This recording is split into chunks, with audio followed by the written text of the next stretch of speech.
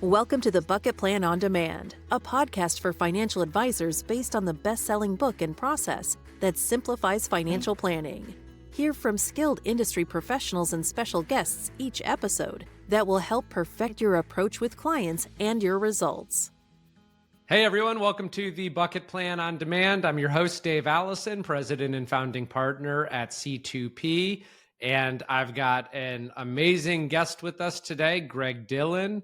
Greg is a principal and founding partner at OneTeam Financial, also newly appointed partner at C2P as well. Welcome, Greg. Just a little bit of background. I mentioned Greg's a founding partner at OneTeam, where he leads the wealth management division and specializes in holistic retirement planning. Greg's got a background in finance and accounting from Fairfield University. He transitioned from trading at UBS to financial advising, earning the CFA designation, CFP, CLTC, NSSA, and I'm guessing the BPC designation. Greg is also a frequent speaker, president of the Red Bank chapter of AFIA, and an advisory board member for Best Buddies New Jersey, advocating for financial education and inclusion. Greg, as always, welcome to the podcast today. Thanks, Dave. Pleasure to be here. Awesome. Greg is definitely one of the bucket plan ninjas in C2P. Actually, what was it? Probably 2 years ago, Greg, we asked you to join the planning committee that we have. It's a group of us that kind of live, eat, and breathe this stuff. We geek out on it. We get together every single quarter to really look at the bucket plan holistic wealth management process, how we can enhance it, how we can enhance the client experience, and ultimately deliver better outcomes to the folks that we're working with. So Greg, thanks for all the time that you put into that and helping all the advisors at C2P and the work we do with clients. Absolutely. It's a pleasure. Awesome. So Greg, I know that the topic we're going to be talking about today is helping your clients leverage their stock options. I know at Allison Wealth, this is really how we built our whole business, and kind of at first having our core niche of stock option optimization, helping people maximize their equity. A lot of massive wealth is built with stock options and with equity compensation. And so it was always an area that attracted me as a natural filter. If you want wealthy individuals, they typically have a huge part of their compensation structured in equity compensation, stock options, RSUs, ISOs. But we're even seeing it's pretty commonplace for a lot of rank and file employees now, not just the executives, with ESPP plans and equity grants that are happening. Very commonplace. I'm sure a lot of our advisors are running into clients that have stock options. And then, of course, other clients that maybe have very highly concentrated positions in their company stocks. So I appreciate you coming on and sharing some insight on stock options with us. Look forward to it. So quick question first. In your main areas, New Jersey, and obviously I know you guys pull a lot in New York as well. There like a certain demographic you typically see that tends to have stock options when they're coming in and you're doing discovery meetings with them? Yeah, so for us, it's a little bit of a different market than some of the folks that you're working with, where they're transitioning from pre-IPO stock. Most of the folks that we're working with are either on the brink of retirement, or they're, let's say, within 10 years of retirement. And the folks that have the stock options as part of their compensation, for the most part, in our area, tend to be in the pharmaceutical industry, whether it's already established big name pharmaceutical companies or some small cap companies. You basically can't throw a rock in the state of New Jersey without hitting a pharma company or a company that does medical devices. The area is very saturated with those types of companies. Yeah, I actually just did a fit call yesterday with a guy from Jersey that's down here in Charleston right now, and pharma company, a bunch of incentive stock options, and he was actually just let go. So that brings some really complicated planning initiatives and challenges, and we can get into that. But so that's interesting. And I knew that was the case. Like, your core market is more people, what would you say, like getting ready to retire, 5 years out from retirement, in that window? Yeah, to us, there was the old retirement red zone commercials. Really, the 5 years leading up to retirement and the 5 years post-retirement tend to be the most critical from an investment standpoint. So that's the area where you really don't want to make a lot of mistakes because obviously time isn't on your side. We talk a lot about sequence of return risk and the need for having that money segmented by time and by purpose through the planning process. So our team is really built to help serve those folks that are getting ready to retire. Most of the folks that we work with had a wealth manager before we met with them. But the reason that they choose to work with our firm is because we've assembled a team of subject matter specialists. And the goal is really to become the one-stop shop for that pre-retiree that's done a nice job of accumulating wealth and a commendable job of saving, but they're not quite certain how to switch from saver to spender. So we have a Social Security specialist, Medicare specialist, constantly looking at taxes. And as it relates to this conversation, a lot of the folks that come to us, they ask their advisor tax-specific questions. And especially if the advisor's at a wirehouse, the answer is you've got to talk to your CPA. We don't give tax advice. And I know, Dave, you're in agreement 100% here, but you certainly don't want to make every decision in your life based on taxes alone. But you do want to at least look through all these financial decisions through the tax lens so that you're actually making an educated decision. And I've yet to meet a person or a couple that believes that the government can spend their money better than they can.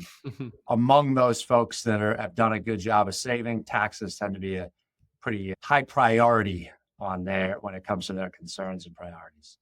Yeah, definitely. And honestly, it's the biggest mistake that I see people make with stock options is they let the tax tail wag the investment dog, and they get anchored into these positions because of the tax bill that they're going to pay upon exercise or selling.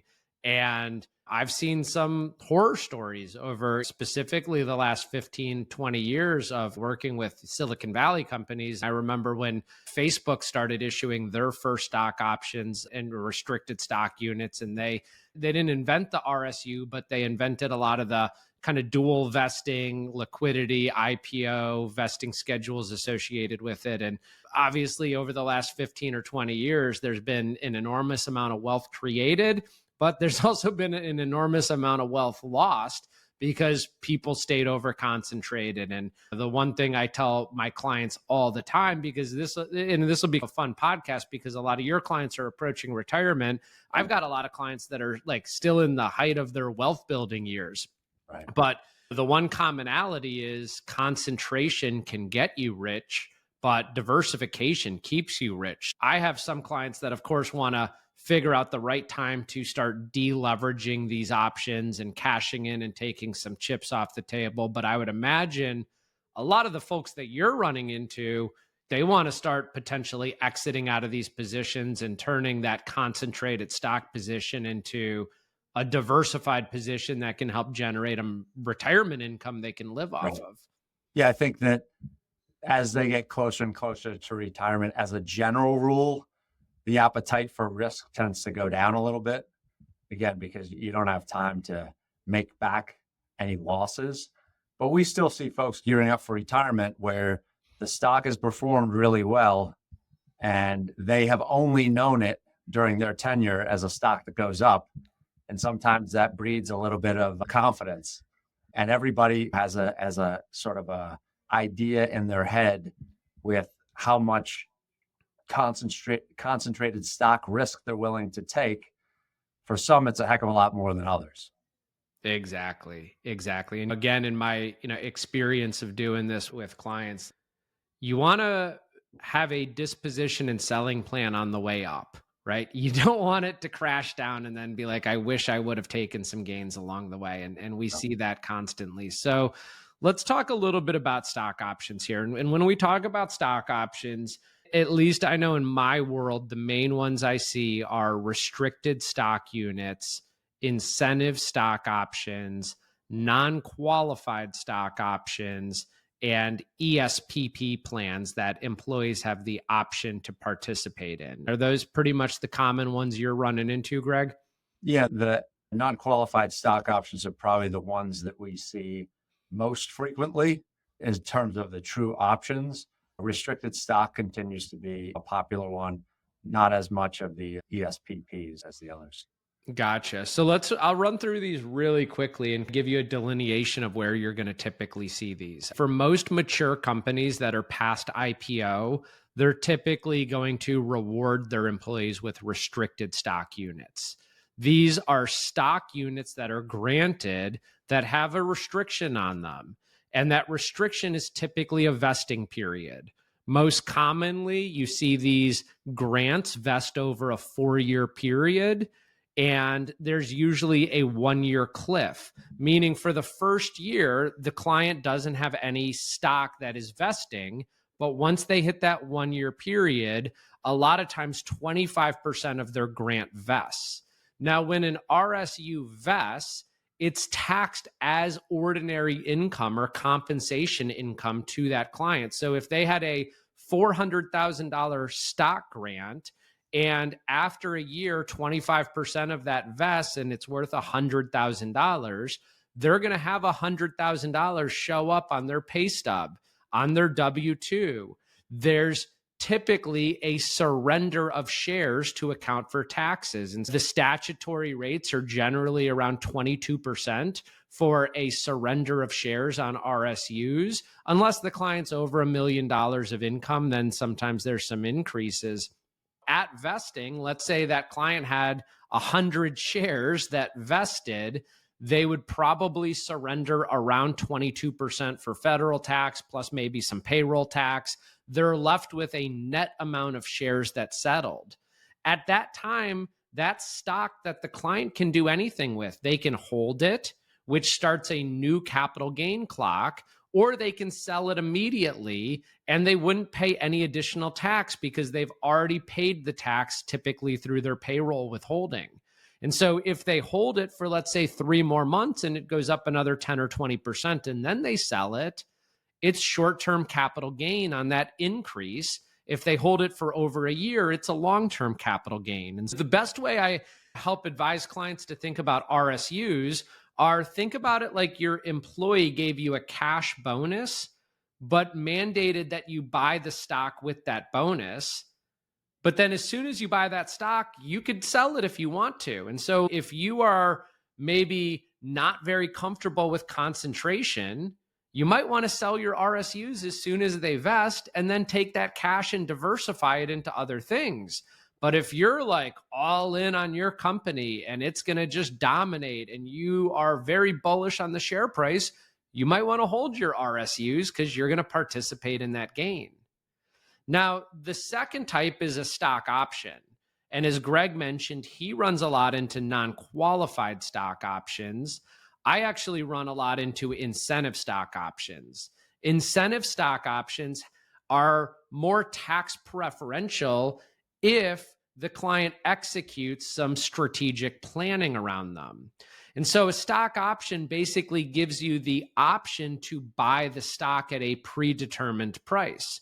So my employer might issue me some stock options with an exercise price of $1, which means I can buy the stock for $1. If the stock is actually worth $5, it's a pretty good deal that I could buy it for $1 and then turn around and potentially sell it for $5. That's $4 of intrinsic value, right? But if it's a non-qualified stock option and I exercise it, now I'm going to pay ordinary income tax on that intrinsic value and payroll tax. If it's an incentive stock option and I exercise it, I'm not going to pay ordinary income tax, but that intrinsic value is going to be alternative minimum taxable income that could actually put the client into a position where they have to pay alternative minimum tax. But there's a big benefit of exercising, because if they exercise and they hold that stock for at least 2 years from the grant date and 1 year from the exercise date, then all that appreciation is long-term capital gain, which, as we know, is much more tax preferential than ordinary income tax. And so there's a massive amount of stock option planning when it comes to like ISOs and NSOs. There's sometimes huge benefits to exercise early on ISOs, but a lot of times employees, quite frankly, can't afford to because they can't afford the exercise cost or the AMT cost. In some cases with NSOs, it actually is more beneficial to not exercise because you have leverage, right? You have leverage built into that option, but you need to navigate your expiration timeframes. Like, for example, if you have incentive stock options or non-qualified stock options and you get fired, you typically only have 3 months to exercise all of this stuff, which is what happened to the client that I just had the fit call with. And like in their case, they're going to get crushed with taxes because they're not going to let all this stock expire worthless. They're going to exercise it. They're just going to have a huge income event that year. So again, with most of the stuff you're probably going to run into as an advisor, it's going to be an RSU, an ISO, an NSO, or they might have an employee stock purchase plan, which essentially gives the employee the ability to buy their company stock at a discount. But the IRS caps that to about 25 grand a year as a benefit that somebody could put into it. So that's not like a huge one that we're going to talk about in terms of like how we think about this. That's just like my, whatever it was, 3-4 minute commercial on stock options. Nobody's probably an expert at this point. There's a lot of great resources out there. I know we do a lot of blogging on stock options. They can be such a powerful yet very misunderstood wealth building tool for high net worth individuals. Greg, from your perspective, sitting down with these people, what do clients, or for that matter, even advisors, kind of often misunderstand when it comes to properly leveraging stock options? Yeah, a number of different things, right? Number one, I don't think that a lot of clients, especially if they've been in that company where the stock price has only gone up, they really understand the relationship between the performance of the company's stock and the impact on their wealth.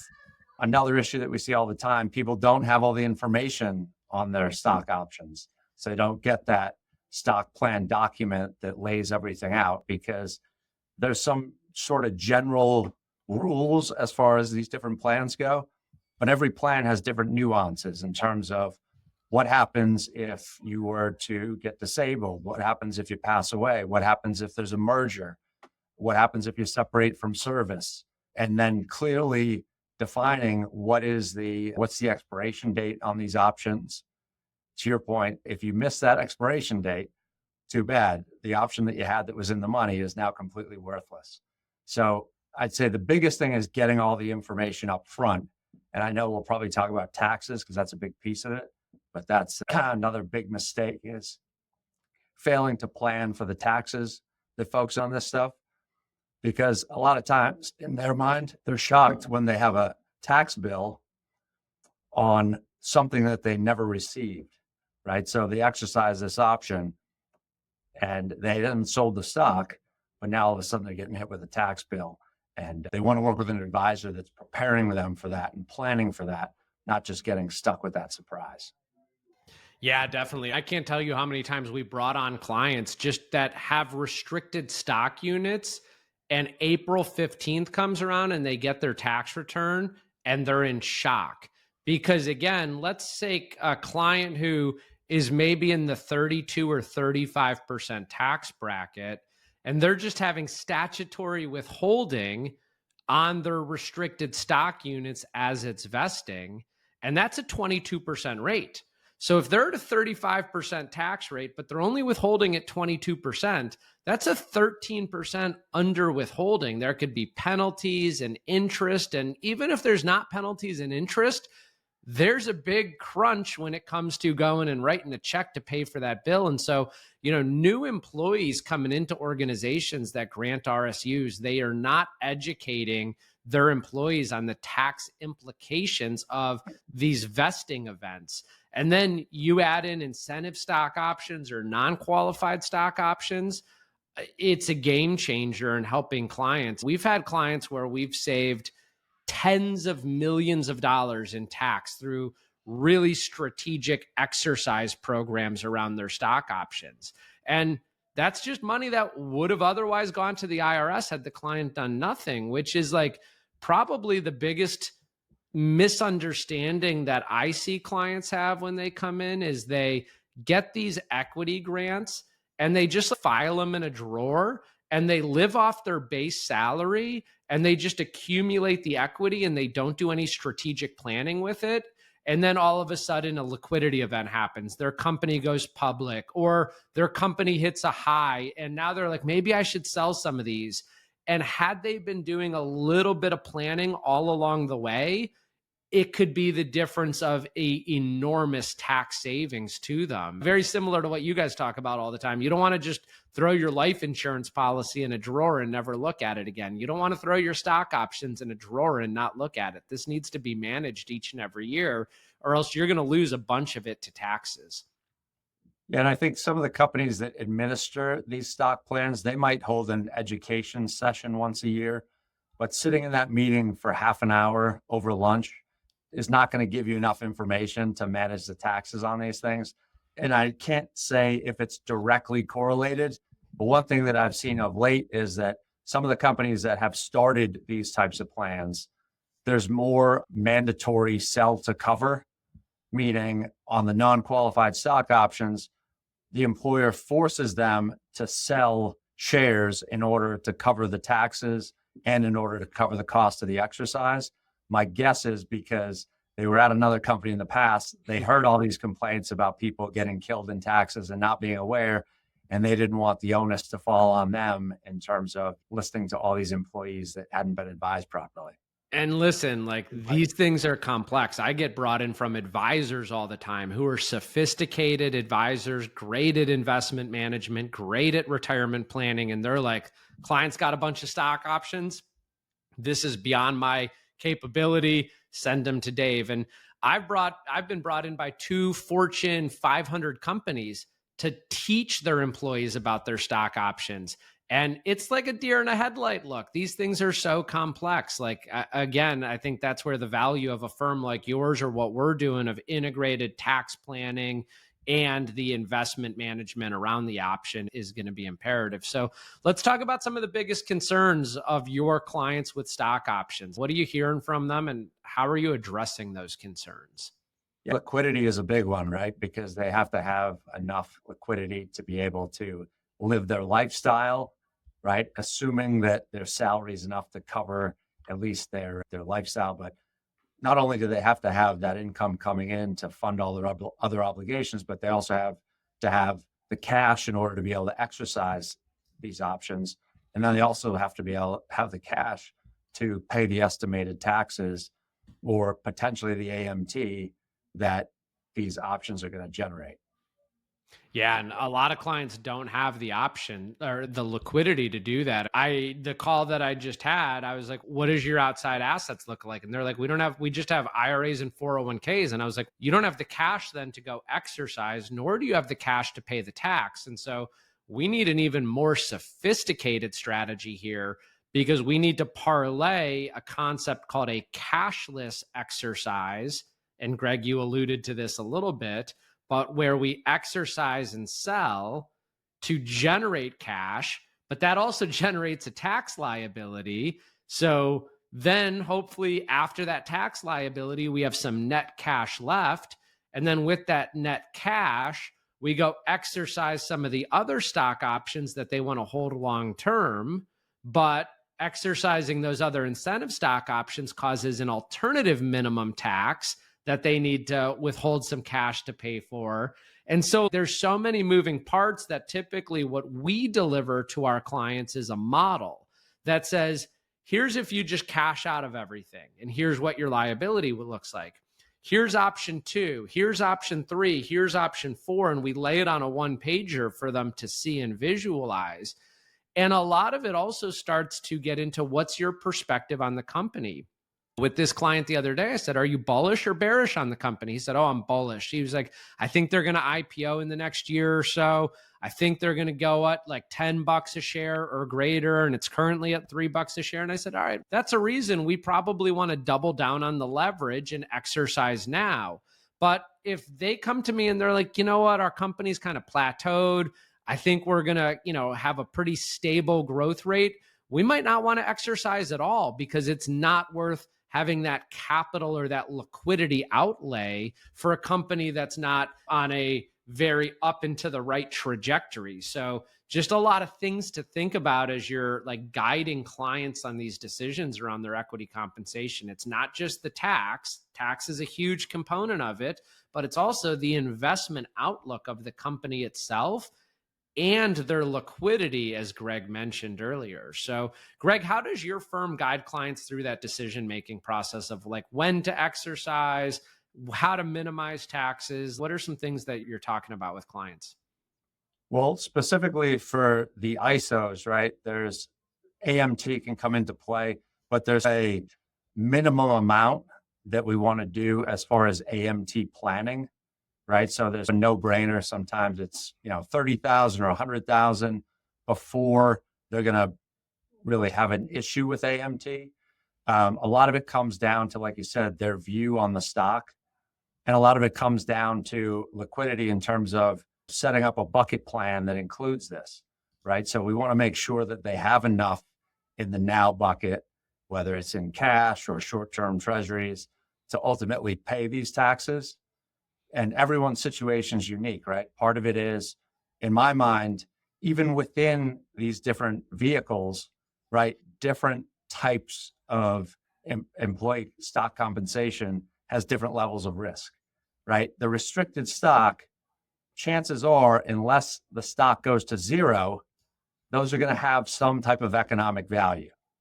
The stock options, if you have a stock option where the stock actually goes down in value below your strike price, it's completely worthless, right? So you paid tax on something that you never were able to recoup. So for some people, that's a little unsettling, and they'd rather let it ride a little bit with the restricted stock, and they're more able to stomach the volatility with that, as opposed to an option that at the end of the day might not be worth anything. There's I think it was Bill Gates had a really famous quote when they were, Microsoft obviously pioneered a lot of these stock options. And he said, with stock options, you either have 0 houses or 10 houses. With restricted stock, at least you're going to live in a house. And that's so true. Like you can absolutely knock it out of the park because stock options have leverage. And we all know, think about your mortgage. You can afford more house when you take out a mortgage. There's more risk associated with it though. And that's really what a stock option has implicitly inside of it. And part of it is too, right? Money is emotional.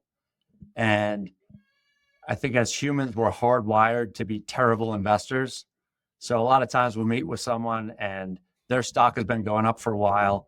Why would I sell now? Why would I exercise now? I think that the stock's going to continue to go up because that's all it's done. Whereas the old adage, buy low, sell high, that comes into play a little bit more, I think, with the population that we're working with, right? Because they've already accumulated the wealth and they're not looking for that pre-IPO home run. They're working for a publicly traded company.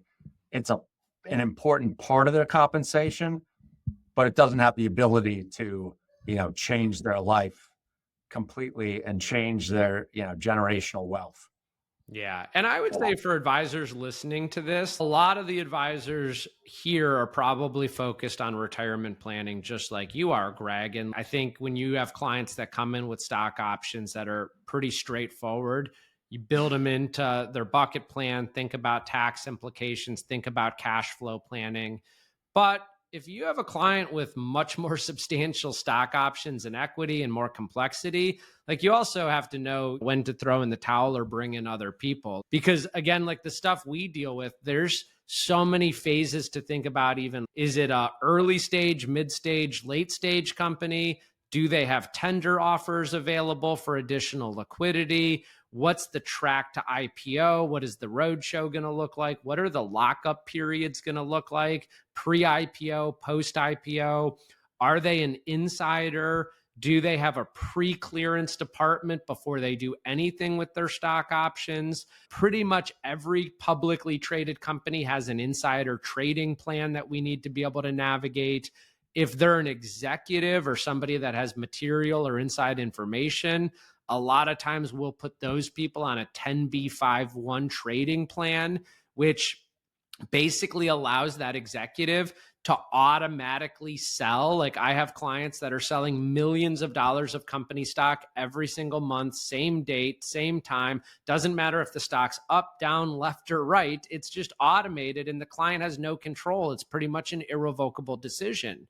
That allows the client to trade outside of their trading window, but they're not going to have any issues of material information or insider trading or anything like that. So you have to think about how you're consulting these types of clients too. Again, specifically the ones that may be in a higher profile position or that have large equity grants as part of their compensation.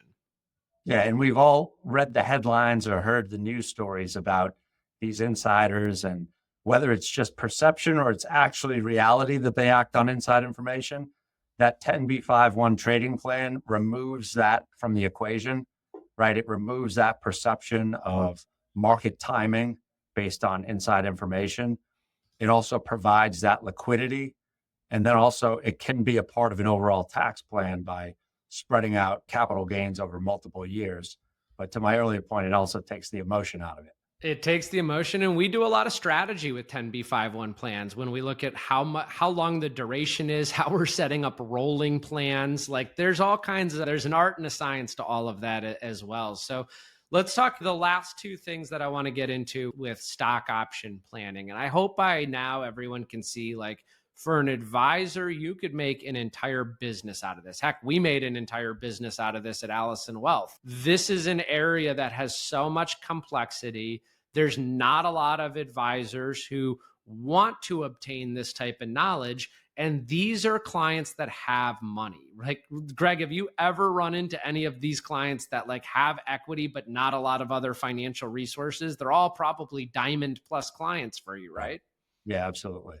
Point earlier, I'm a big believer in that you can't know it all. And even within the stock compensation universe, I'm only working with public companies. If I come across a discovery meeting where someone has pre-IPO or private stock options, that's the beauty of being part of the PCA community. Dave Allison's my first phone call. We'll take care of that client for you. Charitable giving is big with stock options when you do get into those bigger cases. We helped a client when Snowflake IPO'd. A lot of people are familiar with that Snowflake. He had about $90 million of Snowflake stock. We built an exercise plan over 3 years. It saved him an enormous amount of money in tax, but we couldn't get all of it done. Like, he didn't have the resources, the liquidity, to Greg's point, to do everything we could. So post-IPO, post-lockup, post-liquidity, we also parlayed donor-advised funds. I think we put over $8 million in donor-advised funds. Now, there's also some charitable implications of stock options. Like, you can't put stock options into a donor-advised fund. You have to exercise first. You also don't want to put any assets that are short-term capital gain qualified into a donor-advised fund. If you have clients that have these large liquidity events, there's an enormous amount of charitable planning, estate planning, and legacy planning. One simple thing, Greg, and you mentioned it earlier, is when we read the documents, I hardly ever see a document that says that if the client dies, they get fully vested into their stock. And so that might be a reason that client needs even more life insurance, right? If their family is relying on these vesting events, and this is going to be a substantial amount of net worth, we need to think about insuring it, even if it's like a simple 10-year term policy. And Greg, to your point, you brought it up. Where do you find out that information? Yeah, not in the plan, Right. Plan document, which people generally don't look at at all.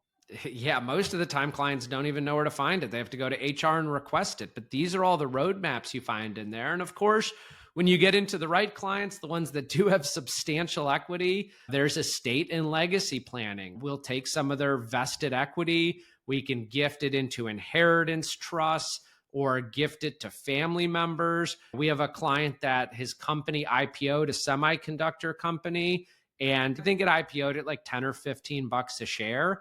And he had 2 children that were younger. We set up UTMA accounts. We took advantage of the annual gift exclusions, about $36,000 a year for the husband and wife. So 72 grand of stock that we were able to transfer from his brokerage account into the children's UTMA account. In this AI craze, that stock has gone from 10 to 15 bucks a share to 75 bucks a share. Because of 3 years of annual gifting at 18 grand, 36 grand between mom and dad, these two children now have almost $500,000 each in their UTMA account that mom and dad are going to give them upon graduation from college. And so there's a lot of stuff you can do with this equity that can be really cool, strategic, wealth building for your clients. And so, Greg, I appreciate you jumping on with us, chatting about it. Again, it's always awesome to hear the other perspective of people that are in that retirement red zone and how you're talking about equity compensation and thinking about how it's going to help feed their retirement income distribution plan. And then, like you mentioned earlier at Prosperity Capital, between our team that we certainly have the expertise to help pretty much any client you can run into. Absolutely. All right, everybody. That's a wrap on today's episode. Hopefully you found value in it. If you have any interest in learning about Prosperity Capital or C2P, please reach out to our team. We're here to help. And if any advisors are on here, you have an opportunity you're working with, please feel free to reach out again to us and we can jump on a call and help you navigate what you have going on with the client to put a really awesome plan in place. Again, Greg, thanks so much. And we'll see everyone on the next one. Thanks for tuning in to the Bucket Plan on Demand, brought to you by C2P, an organization whose purpose is to educate, train, grow, and support holistic financial advisors so families can achieve true prosperity. Subscribe today for the latest episodes and insights. Visit c2penterprises.com to learn how we can help support and enhance your advisory business. At the time of delivery and any subsequent publishing, information was deemed reliable, but is subject to change by the time of listening or viewing. The contents of this piece include options and projections of C2P, are subject to change, and are for informational purposes only. The information provided in this presentation is not intended to be individual investment, tax, or legal advice.